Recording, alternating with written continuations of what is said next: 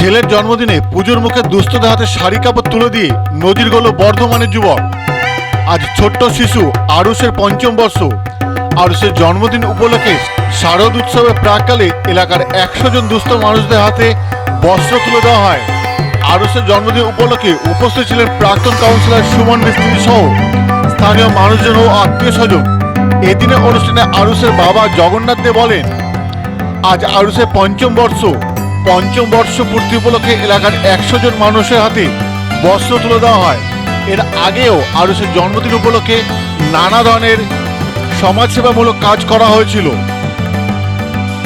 বর্ধমান থেকে Sanjit report, BP news পূর্ব বর্ধমান।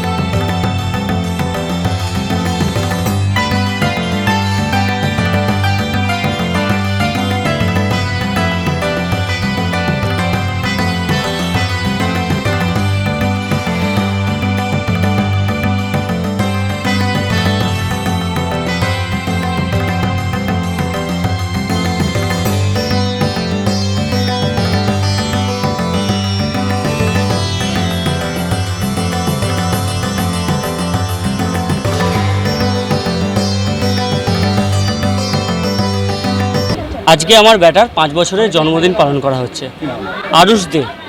এই উপলক্ষে আজকে আমাদেরকে এখানে শাড়ি বিতরণ করা হবে 101 জন মানুষকে, এবং তাদের এখানে সকালের খাবারের ব্যবস্থা করা হয়েছে।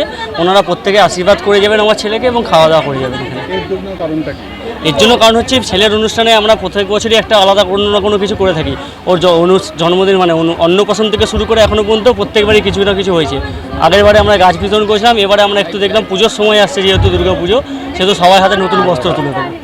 আমরা তো খুবই খুশি যে এতজন মানুষ আমাদেরকে এই কাজটা করার জন্য এগিয়ে এসছেন।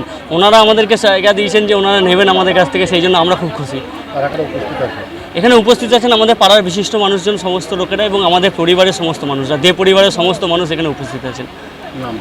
আমার নাম জগন্নাথ দে।